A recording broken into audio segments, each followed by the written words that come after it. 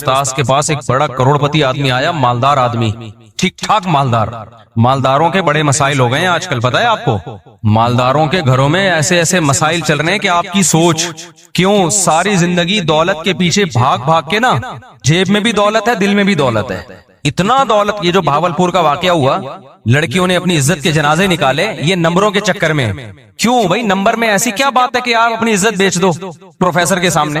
ہمارے لیے نمبروں کی ویلیو نہیں ہے، ان لڑکیوں کے لیے بڑی ویلیو ہے، کیونکہ اس سے ان کا فیوچر وابستہ ہے۔ ان کو پتا ہے جب تک اچھے نمبر نہیں آئیں گے اچھی جاب نہیں ملے گی، اچھی جاب نہیں ملے گی پیسہ نہیں آئے گا، پیسہ نہیں آئے گا تو غریب رہیں گے، غریب رہیں گے تو ناکام ہو گئے۔ تو جب ناکامی غربت میں سمجھ لی گئی ہے تو وہ عزت بیچنے کے لیے بھی تیار ہے، ان کے لیے کوئی بڑا مسئلہ نہیں ہے یہ۔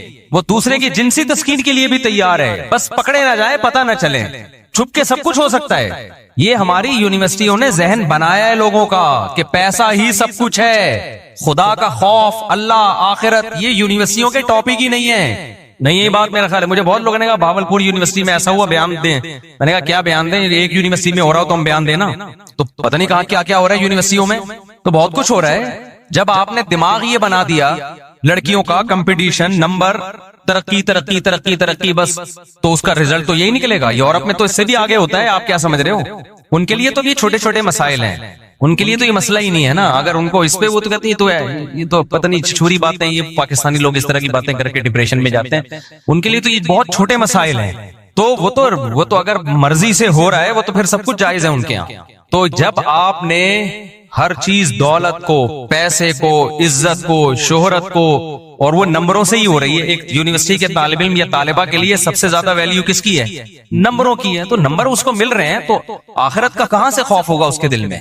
وہ تو کہیں گے ہم ناکام ہیں اگر ہمیں نمبر نہیں ملے۔ تو میں بتا رہا تھا وہ کروڑپتی تاجر آئے ہمارے استاد سے ملے، انہوں نے بتایا کہ میں اس قدر ڈپریشن میں ہوں کہ بتا نہیں سکتا۔ انہوں نے کہا میں نے ساری زندگی بیوی کو اچھا کھلایا، اولاد کو اچھا کھلایا، اب تنہائی میں سسکیاں لے رہا ہوں، کھانستا ہوں تو کوئی پانی کا پوچھنے والا نہیں ہے۔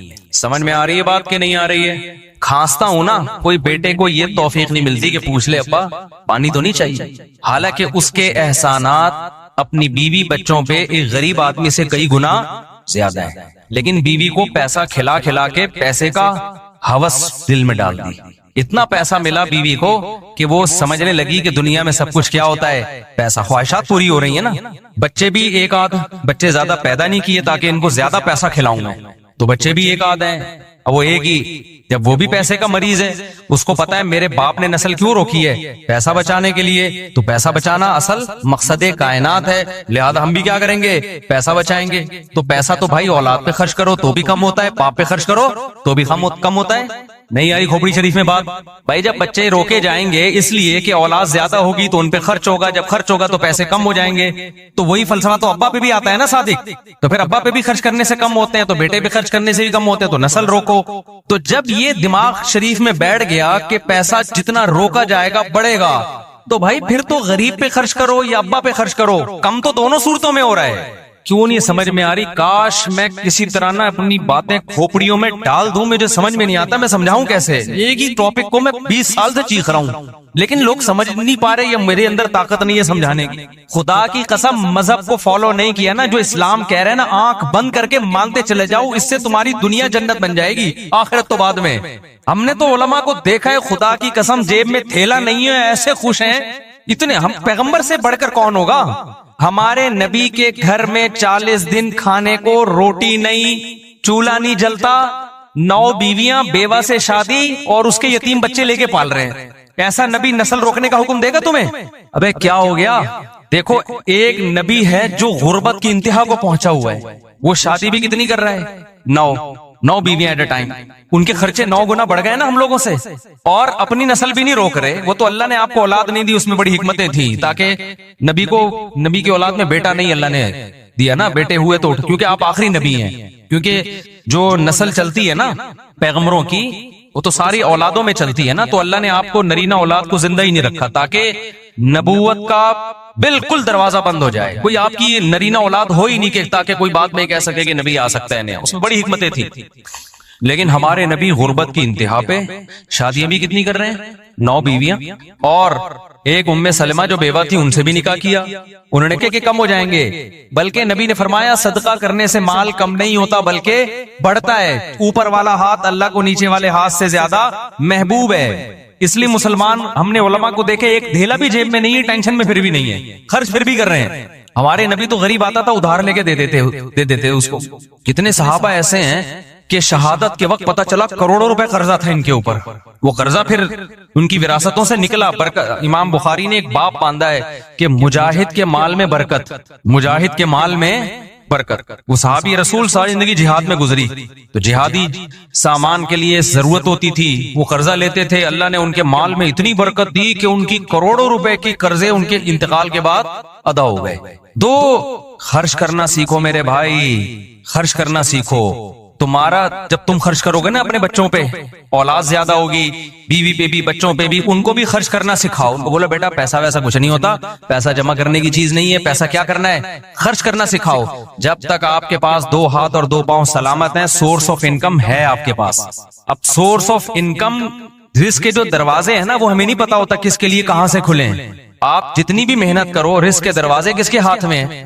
اگر محنت پہ ملتا تو مزدوروں کو زیادہ ملتا, اور جو گھروں میں پڑے رہتے ہیں ان کو کم ملتا. ہم تو دیکھ رہے ہیں کسی کے لیے رزق چھپڑ پھاڑ کے آ رہا ہے, وہ محنت بھی نہیں کرتا, اور کوئی سارا دن پلاننگ کرتا رہتا ہے, پھر بھی وہیں بیٹھا رہتا ہے. تو آپ اللہ کی بات کیوں نہیں مان لیتے بھائی؟ جتنا ہے ہم نے کیا کرنا ہے, اللہ کے لیے خرچ کرنا ہے. تو اللہ کی بات مان لو اور اللہ پہ کیا کرو, توکل. پھر اگر غربت بھی آئے گی تو آپ کہو گے مجھے کس نے غریب رکھا ہوا ہے, اللہ نے. تو میں اس تقدیر پہ راضی, کیونکہ میں دنیا کو مسافر خانہ سمجھتا ہوں. لیکن ہوتا یہ ہے کہ جب آپ خرچ کرنا شروع کرتے ہو تو اللہ غریب رکھتا نہیں ہے, دیتا رہتا ہے. میں تو ایک مثال دے رہا ہوں کہ بالفرض غریب ہی ہو جاؤ گے نا, نہیں آئے گا نا, تو کس کے لیے کر رہے ہو بھائی؟ وَلِلَّهِ خَزَائِنُ السَّمَاوَاتِ وَالْأَرْضِ, جس کے لیے آسمانوں اور زمین کے خزانے ہیں, وہ پھر بھی تمہیں غریب رکھ رہا ہے جبکہ وہ دے سکتا ہے. اس کا مطلب وہ تمہیں آزمانا چاہتا ہے, اسی میں تمہاری خیر ہے. کوئی بات نہیں یار. دیکھو ایک غریب بچہ ہو, اس کا باپ بڑا کروڑ پتی ہو, تو بچہ غریب ہونے کے بعد بھی ٹینشن نہیں لیتا, کہہ رہا میرا باپ کے بعد بہت پیسہ ہے, وہ مجھے ضائع نہیں ہونے دے گا. اب اگر میرا باپ مجھے پیسے نہیں دے رہا, اس میں میری اصلاح ہے. بچے بعض دفعہ پتا ہوتا ہے ابا کو میں اس کو پیسے دوں گا, چھٹے لگانا نہ شروع کر دے, کہیں گٹکا نہ کھانا شروع کر دے, تو ٹینشن نہیں لیتا. کہتے بھائی میرے پاس وسائل بھی ہیں, ذرائع بھی ہیں, میری جیب میں نہیں, ابا کے اکاؤنٹ میں ہے. تو ابا کو پتا ہے کیا میرے اوپر گزر رہی ہے. تو کوئی ٹریننگ کرنا چاہ رہے ہوں گے ابا, میری تربیت دینا چاہ رہے ہوں گے. تو جس کو اللہ پہ توکل ہوتا ہے تو اللہ اسے جس حال میں رکھتا ہے وہ اس حال میں کیا رہتا ہے, خوش رہتا ہے, انجوائے کرتا ہے لائف کو. تو وہ بیچارہ وہ کروڑ پتی آدمی آیا, کس علاقے کا تھا, میں وہ علاقے کا نام نہیں لوں گا, وہ علاقے والے غصے ہوں گے, ہم لوگ کو بدنام کرتے رہتے ہیں مفتی صاحب. تو کہہ رہے بھائی میں نے بیوی کو بھی ٹھیک ٹھاک کھلایا, بچوں کو بھی, بچے کتنے 2-3, ان کو بھی بہت کھلایا, اب کھلانے کے قابل نہیں ہوں, ریٹائر ہو گیا ہوں, تو گھر میں پڑا ہوا کھانستا رہتا ہوں, بچوں کو برا لگتا ہوں, کیونکہ بچوں کو نوٹوں کی کیا پڑ گئی ہے عادت. بچوں نے بڑی عیاشی کی ہے, بڑی گاڑیوں میں, 2-3 بچے گاڑیوں میں گھومتے رہے ہیں, اب وہ ٹینشن لے نہیں سکتے. بیگم کی بھی ہر خواہش پوری ہو گئی, اب وہ ٹینشن لیس ہو گئی, یعنی ٹینشن برداشت کرنے کی طاقت اس میں ختم. اب جب ٹینشن برداشت کرنے کی طاقت ختم ہے تو بوڑھے شوہر کو برداشت کرنا, اس کی کھانسی کو برداشت کرنا, اس کی خدمت کرنا, یہ سب چیزیں ان لوگوں کے لیے بڑی مشکل ہوتی ہیں. دیکھو دولت مند لوگ یا جو بے دین لوگ ہیں, ان کی جوانی کو دیکھ کر کبھی بھی دھوکے میں نہ آیا کرو. یہ تھوڑے دن کا ان کے مزے ہوتے ہیں, اس کے بعد جب ان کی عمر بڑھنے لگتی ہے, ان میں آپس میں ریلیشن نام کی کوئی چیز نہیں ہوتی, ان میں ریلیشن بالکل نہیں ہوتا, ہوس ہوتی ہے بس ہوس. تو اور ہم نے غریبوں میں دیکھے 10-10 سال ہو گئے باپ کو قومے میں گیا ہوا ہے, بیٹا باپ کی چارپائی نہیں چھوڑتا کہ ابا کو کس وقت کس چیز کی ضرورت پڑ جائے گی, کہیں جاتا ہے تو دوسرے بندے کو کھڑا کر کے جاتا ہے. یہ جو یورپ میں معذوروں کی کتنی خدمت ہوتی ہے نا, گورنمنٹ پیسے دے رہی ہوتی ہے, ہر معذور کو 2 بندے دیے ہوئے ہوتے ہیں, ہم بڑی تعریف کرتے ہیں, کتنی اچھی سوسائٹی ہے یار. وہاں ہر معذور کو 12-12 گھنٹے کی ڈیوٹی سے گورنمنٹ بندہ دیتی ہے. گورنمنٹ اگر وہاں لوگوں کو بندے نہ دے تو معذور روڈ پہ پڑے ہوئے ہیں وہاں پہ. سگا بھائی بھی اپنے لنگڑے بھائی کو گھر میں رکھنے کے لیے تیار نہ ہو, گورے کے پاس ٹائم نہیں ہے اپنے باپ کو اپنے گھر میں رکھے, وہ اپنے بھائی کو کہاں سے رکھے گا. بھائی میں سمجھا پا رہا ہوں اپنی بات, لوگ بڑی تعریف کرتے ہیں نا, ایکچولی وہ ملکوں میں کتنی آرگنائزڈ کنٹری ہیں, مجھے سامنے کسی کو بہت پھینک رہے ہوتے ہیں, میں کبھی بھی متاثر نہیں ہوتا, اللہ کا بڑا فضل. اور میں نے یہاں لوگ دیکھے 10 سال سے باپ قومے میں پڑا ہوا ہے, بیٹا خدمت میں لگا رہتا ہے, کہیں باہر جاتا ہے دوسرا بھائی, وہ جاتا ہے تیسرا بھائی, چھوڑتے نہیں اپنے باپ کو. کافروں کا تو کوئی بھروسہ نہیں ہے, چپکے سے موت کا ٹیکا لگاتے ہیں کہ کہ یار یہ ٹینشن, میں نے ایسے بڑے واقعات سنے ہیں. ایک جگہ میرا جانا ہوا, میں علاقوں کے نام نہیں بتاتا, پھر وہ لوگ غصہ کرتے ہیں کہ وہاں لوگوں نے بتایا کہ ہمارے علاقوں میں ایسا ہوتا ہے غیر مسلموں کے یہاں کہ باپ بوڑھا ہے, وہ عمر زیادہ ہو گئی, کھانستا رہتا ہے, تو چپکے سے ڈاکٹر کو پیسے کھلائے, بھائی اس کو ٹیکا شیکا لگا کے مارو اس کو, کیونکہ کسی کام کا نہیں ہے. بہت ہوتے ہیں ایسے کیسز, اماں بوڑھی ہو گئی, کسی کام کی نہیں ہے, بھائی ٹیکا شیکا لگا کے اس کو چلتا کرو آگے, بستر پہ پڑی پہ, اور کوئی کام تو ہے نہیں. کیونکہ جب ان کے یہاں ترقی سب کچھ ہے تو پھر یہ تو سب بوجھ لگیں گے نا سوسائٹی کو. یہ تو گورنمنٹ نے کچھ کمانین سازی کی ہوئی ہے, ورنہ بڈھوں کا کوئی حال نہیں تھا وہاں پہ. دیکھو ضرورت ایجاد کی ماں ہے, یہ سنا ہے نا, وہاں یہ ضرورت تھی کہ بوڑھوں کے لیے اولڈ ہاؤس بنے, معذوروں کے لیے قانون سازی ہو. ضرورت کیوں تھی؟ وہ اپنے سگے بھائیوں بہنوں کو گھر میں رکھنے کے لیے تیار نہیں ہے. اتنا تو کر لیں گے, بوڑھے کو روڈ پار کرا دیا, یہ ہمیں نظر آتا ہے ان ملکوں میں کہ نابینا ہے تو کسی نے روڈ پار کرا دیا, بس 2-4 حد تک. اس سے آگے اتنی ٹینشن نہیں لے گا کہ گھر میں ماں نابینا ہے تو اس کی بیٹھ کے خدمت کر رہی ہے اولاد, باپ نابینا ہے تو اس کی بیٹھ کے. ہمارے ہاں تو 5 ٹائم وضو کرا رہے ہیں مریضوں کو, غسل کرا رہے ہیں, ان کے پیمپر چینج کر رہے ہیں, ان کو نمازیں پڑھوا رہے ہیں, مسئلے پوچھ رہے ہوتے ہیں ہم سے, پھر بھی رو رہے ہوتے ہیں کہ خدمت نہیں ہو سکی ہم سے. تو میں یہ عرض کر رہا تھا کہ اللہ تعالیٰ نے انسان کی موت کا نقشہ کھینچا. میں کہہ رہا تھا اللہ میں دھمکیاں بہت دیتے ہیں مگر عمل نہیں کر رہے دھمکیوں پہ. تو کیسی کیسی دھمکیاں دیتے ہیں, یہ میں ایک آیت سنا, میرے ذہن میں آئی تھی اس وقت, وہ میں سنا رہا تھا. تو اللہ نے بتایا کہ جس شخص کی موت کا ٹائم ہوتا ہے اس وقت اس کو سمجھ میں آ جاتا ہے کہ دنیا کیا ہے, مسافر خانہ. واقعی یہ تو میں تھوڑے دنوں کے لیے آیا تھا, اب میں پتلی گلی سے یہاں سے نکل رہا ہوں. تو وہ موت سے بچنے کی پوری کوشش کرتا ہے. اللہ کہتے ہیں تمام تدبیریں کیا ہو گئیں, ناکام. اب اللہ کہتے ہیں اب میں تجھ سے پوچھوں گا تو نے کیا ہے. دیکھو قرآن ہمیشہ نماز کو پہلے ذکر کرتا ہے اور صدقے کو بعد میں, لیکن یہاں صدقہ پہلے ہے اور نماز بعد میں. کیوں؟ دنیا کے مسافر خانہ ہونے کا جو تصور ہے نا, جو شخص دنیا کو مسافر خانہ سمجھتا ہے تو یہ حقیقت میں سمجھتا ہے یا نہیں ہے, یہ نماز سے نہیں پتا چلے گا, یہ صدقہ خیرات سے پتا چلے گا. نہیں آئی بات؟ بھائی نمازی بھی پیسہ جمع کرتے رہتے ہیں نا, بھائی 5 ٹائم مسجد میں آگے نماز پڑھ لو, باقی بحریہ ٹاؤن, فلانا ٹاؤن, ڈمکانا ٹاؤن, اور اتنے موٹے موٹے سریے عمارتوں میں ڈال کے آدمی موت کو بھول جاتا ہے, نماز پڑھتا رہتا ہے وہ.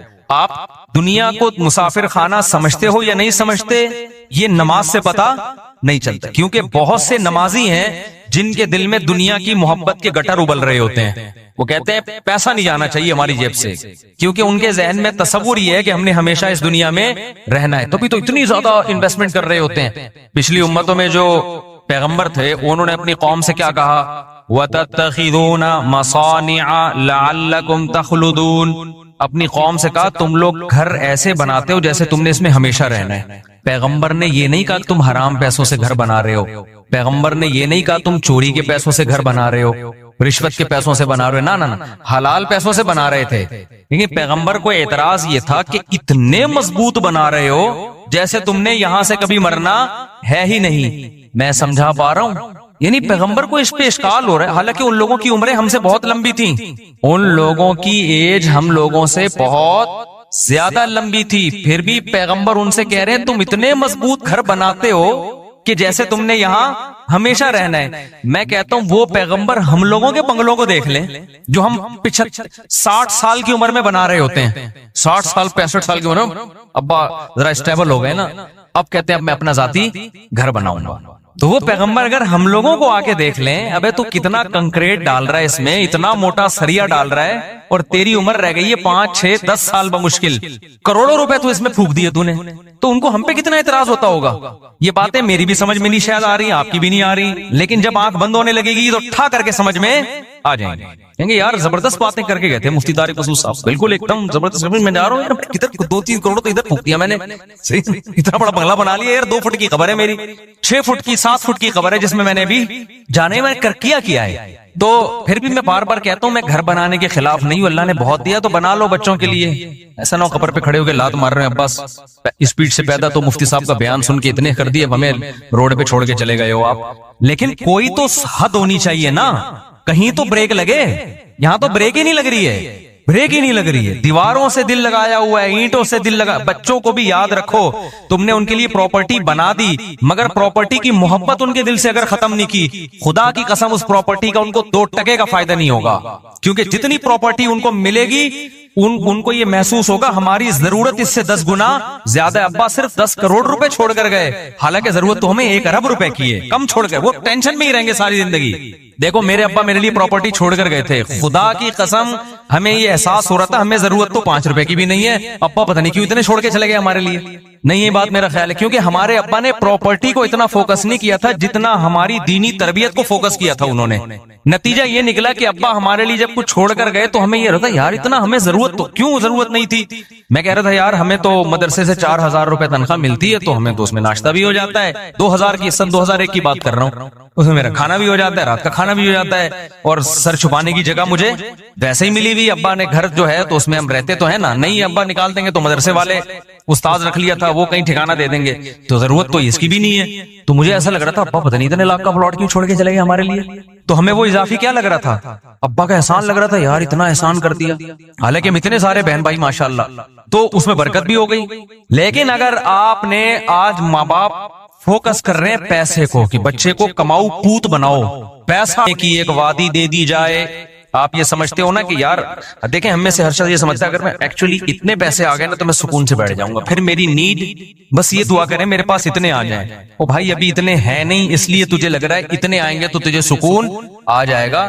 اتنے میں تھوڑے دن کے لیے آئے گا, اس کے بعد تو کہے گا کہ کاش یہ تو بہت تھوڑے ہیں یار, اس مہنگائی کے دور میں 25-30 کروڑ میں کہاں گزارا ہوتا. خود سوچو یار, یہ میں سنتا ہوں لوگوں کی باتیں نا, لوگ صاحب اس مہنگائی کے دور میں 30 کروڑ میں کہاں گزارا ہوتا ہے. آپ کہہ رہے ہوگے کہ یار یہ 30 کروڑ میں, تو بھائی آپ غریب ہو اس لیے آپ کو لگ رہا ہے. غریب ہو, مالداروں کے یہ مسائل ہیں, وہ ٹینشن میں زیادہ ہیں, وہ زیادہ ٹینشن میں. میں ہر طبقے سے ملتا ہوں اور ہر طبقے کے ساتھ رہا ہوں, میں صرف 2-2 منٹ کی ملاقاتیں نہیں ہوتی, میں پتہ نہیں کہاں کا جاتا ہوں, میں آپ کو کیا بتا, ہر جگہ میرے سلام دعائیں تعلقات ہیں, غریب سے غریب آدمی, امیر سے امیر آدمی بھی. مجھے جتنا سوسائٹیوں کو کمپیئر کرنے کا موقع اللہ نے دنیا میں دیا ہے شاید آپ کو نہیں دیا ہو, اور میں بچپن سے مجھے آبزرو کرنے کی میرے اندر حص ہے, جج کرنے کی بچپن سے حص ہے. میں ہمیشہ بچپن سے ہی دیکھتا رہتا ہوں سوسائٹی کو یہ ہو کیا رہا ہے.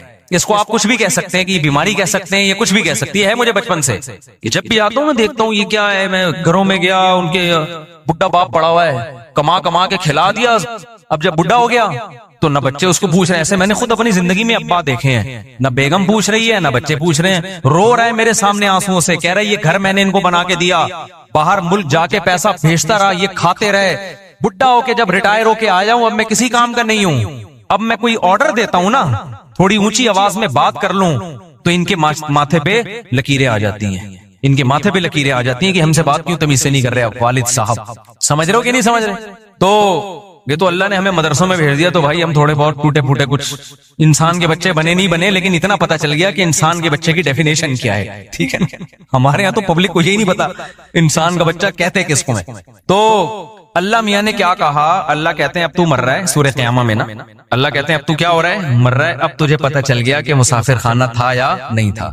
اللہ کہتے ہیں لیکن اب نہیں چھوڑوں گا. فلا صدقہ, تو نے صدقہ نہیں کیا. آپ کہ ہم نے تو کیا ہے, آپ نے, ہم اور آپ کے صدقے ایسے ہوتے ہیں. وائپر والا آیا تھا 5 روپے, وہ نہیں گاڑی کے شیشے پہ مار رہا ہوتا, 5 روپے اس کو دیے تھے. وہ ہمارے ایک دوست تھے, بڑے مدرسے میں مزاحیہ نا, تو وہ کیا ہوا کہ ایک بڑی شخصیت کا انتقال ہو گیا. اب لوگ ان کے بارے میں تبصرہ کر رہے کہ کوئی کہہ رہے نیک آدمی تھے, کوئی کہہ رہے نہیں برے آدمی تھے, کوئی ایسے کوئی سیلیبریٹی تھی جو جس کا انتقال ہو گیا نا. تو ہمارے مدرسے میں کہا نہیں بہت نیک تھے, ایک طالب علم کا بہت نیک تھے. ایک دن میں نے ان کو ٹوپی پہنے ہوئے دیکھا تھا, وہ بہت نیک تھے, ایک دن میں نے ان کو ٹوپی پہنے ہوئے دیکھا تھا. تو ہماری نیکی بھائی یہی ہے کہ ایک دن ہم ٹوپی پہن لیتے ہیں, ایک دن ہم نے 5 روپے کسی کو دے دیے, 10 روپے اس کو دے دیے. ٹھیک ہے, نہ ہونے سے بھی بہتر ہے. اتقوا النار ولو بشق تمرہ, حدیث میں آتے آدھی کھجور صدقہ کر سکتے وہ بھی کرو.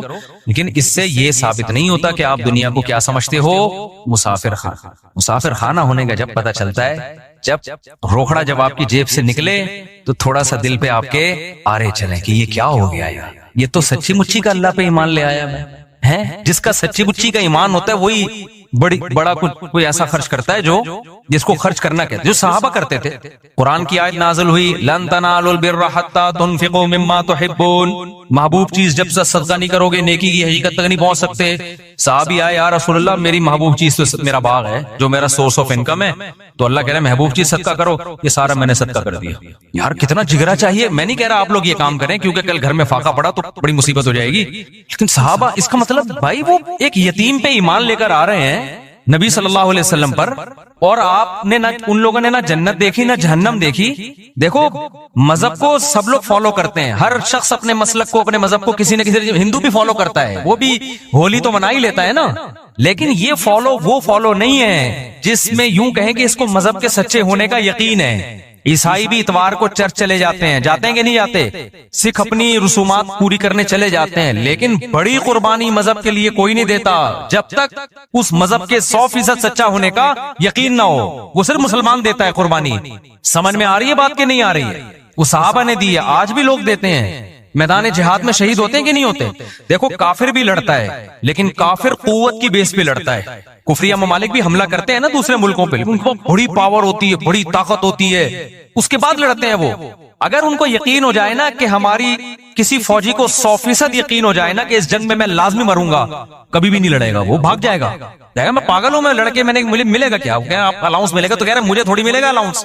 वो तो यकीन नहीं होता, लड़ रहे होते हैं तो मारे भी जाते हैं वो। तभी हमें जो लोग की जंगों में शरीक रहे हैं ना मुख्तलिफ मुल्कों की, उन्होंने बताया कि जब गैर मुस्लिम मुल्कों से लड़ाई होती है ना, तो गैर मुस्लिम जब मरता है ना फौजी मैदान जंग में, अजीब बदतरीन आवाजों से चीखें निकाल रहा होता है वो, जैसे कोई नहुसत आ गई इसके ऊपर। लेकिन वो कहते हैं हमने शुहदा भी देखे हैं, जब वो मरते हैं तो ऐसे मुबारक तरीके से और ऐसे जैसे इनकी तमन्ना थी है। बहुत फर्क है दोनों मौतों में, बहुत फर्क है। तो अबू तलहा अंसारी नबी के पास आए, अर्ज किया या रसूल अल्लाह, अल्लाह कह रहे महबूब चीज, तो मेरी महबूब चीज क्या है? मेरा बाग है। ये वो लोग हैं जो पैगंबर के लिए मैदान जंग में लड़ भी रहे हैं, भूख प्यास भी बर्दाश्त कर रहे हैं, और ला के पूरे बाग भी पैगंबर के कदमों में निशावर कर रहे हैं। लेकिन आप पैगंबर सल्लल्लाहु अलैहि वसल्लम का हौसला देखें, हमारे नबी कह सकते थे लाओ ये बाग मुझे दे दो, साहबा फौरन देते कि नहीं देते? क्या ख्याल है? ये होती है लीडर की सिफात। साहबा को यकीन आ गया था कि लीडर में लालच नहीं है। लीडर जो कह रहा है ना कि दुनिया मुसाफिर खाना है, तो ये लीडर हमसे ज्यादा इस दुनिया को मुसाफिर खाना समझते हैं। समझते हो कि नहीं समझते? आज मोटिवेशनल स्पीकरों की तकरीरें देखो, तकरीरें आप देखोगे ना, ऐसा लगेगा वही किसी ने बड़ा जबरदस्त पोस्ट चलाई ना किसी मोटिवेशनल स्पीकर की कि पैसा ही दुनिया में सब कुछ नहीं होता। नीचे लिखा हुआ था ये बात बताने की 1 लाख रुपए लेता है पैसा ही दुनिया में। मैं सारे मोटिवेशनल स्पीकर की बात नहीं कर रहा, मैं किसी पे तंज नहीं कर रहा, लेकिन बहुत से खाली खुली, अंग्रेज के पास भी खाली खुली दावे हैं। कितने अंग्रेज ऐसे हैं जो लोगों को डिप्रेशन से निकालने की तरगीबात देते थे, खुद डिप्रेशन में ही मरे हैं जाके वो। मुझे तो खुद नफ्सियाती डॉक्टर, 2 डॉक्टरों के केस तो मेरे पास आ चुके हैं, नफ्सियाती डॉक्टरों के, जो लोगों को डिप्रेशन से निकालते थे और डिप्रेशन में उनकी मौत हुई है। एक की तो मौत नहीं हुई, बचे हुए, अल्लाह उनको शिफा अता फरमाए।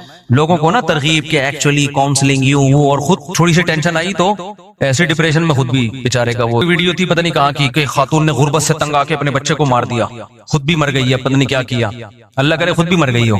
जब बच्चे को मारा है, कत्ल किया, तो खुद भी ऐसे लोग मर जाएं तो अच्छा होता है। तो लोग कह रहे हैं ये हुकूमत को देखो महंगाई पे कंट्रोल नहीं कर रही, लोग मर रहे हैं। मैंने कहा हुकूमत को बुरा भला कहने का ये मौके नहीं है, हुकूमत गलत कर रही है, महंगाई पे कंट्रोल नहीं कर रही वगैरह वगैरह, लेकिन कोई खुदकुशी करता है ना, उस मौके पे हुकूमत को बुरा भला मत कहो, उस मौके पे नहीं कहो। ये मौका उस खुदकुशी करने वाले को बुरा भला कहने का है। तुमसे 2 टाइम की भूख बर्दाश्त नहीं हुई, जरा सी टेंशन आ, देखो शहरों में कोई भूख से मरता नहीं है। मैंने देखा है कितनी भी भूख हो ना, आप भीख मांगो, लोग रोटी खिलाई देते हैं। होटल में जाओ, 10 आदमियों से मांगो कि एक तो खिलाई देगा, इतना जल्दी लोग भूख से मरने नहीं देते। सारी हवस है, हवस, ज्यादा से ज्यादा चाहिए, ये भी चाहिए, वो भी चाहिए, ये भी चाहिए, वो भी चाहिए। जब नहीं मिलता तो फिर किसमें आते हैं? टेंशन में। हमारे यहाँ के वाकयात हैं, लोग, मैं जब नया नया इमामत के लिए आया, बंदे मेरे पास आए, मुफ्ती साहब घर में ये मसाइल, मेरे पास लोग भेज देते हैं एतमाद करके, बहुत सारे लोग ज़कात मुझे दे देते हैं अपनी, कि आपको कोई मुस्तहिक मिले तो दे देना, सदका खैरात वगैरह दे देते हैं। तो मेरे पास अमाउंट पड़ी हुई थी, मुफ्ती साहब मैं यूं टेंशन में, यूं परेशान, मुझे लगा बेचारा बड़ी टेंशन में है, मैंने उसके साथ कुछ मदद कर ली। फिर दोबारा आया थोड़े दिन में, यार ये टेंशन, मैंने कहा यार आपको उस वक्त तो और टाइप की टेंशन थी, अभी क्या टेंशन है? कह रहे हैं बच्चों की स्कूल की फीसें नहीं अफोर्ड कर पा रहा हूँ। मैंने कहा तो निकाल लो बच्चों को स्कूल से। मुफ्ती साहब क्या बात कर रहे हो, बच्चों को पढ़ाओ नहीं? मैंने कहा नहीं पढ़ाओ। میں نے کہا بھیک مانگ مانگ کے بچوں کو پڑھانا، ان کو بھی بھکاری بنانا، اس سے بہتر ہے سر اٹھا کے جیے اور کدال چلائے ٹماٹر بیچے۔ اللہ کو وہ ٹماٹر بیچنے والا جو ہاتھ نہیں پھیلاتا، خدا کی قسم وہ آکسفورڈ یونیورسٹی سے پڑھے ہوئے اس انجینئر سے اور اس پروفیسر سے کروڑہ گنا زیادہ کامیاب ہے، جو زکاتیں لوگوں سے لے لے کے پی ایچ ڈی اسکالر بن جائے، اس سے اللہ کو زیادہ محبوب ہے۔ ہم نے کامیابی اور ناکامی یونائٹڈ نیشن سے نہیں پوچھنا، صحیح ہے نا، یا مغربی اہل مغرب سے یا لیبرل لوگوں سے نہیں پوچھنا کہ کامیاب کیا ہے ناکام کیا ہے، ہم نے اللہ سے پوچھنا ہے۔ اللہ کی نظر میں عفیف پاک دامن جو لوگوں کے سامنے ہاتھ نہیں پھیلاتا، جاہل کا جاہل ہے، یہ زیادہ پڑھا لکھا ہے اللہ کی نظر میں، کیونکہ اس کے پاس ایک نالج ہے کہ ہاتھ پھیلانا کیا ہے، بری بات ہے، یہ علم اس کے پاس ہے۔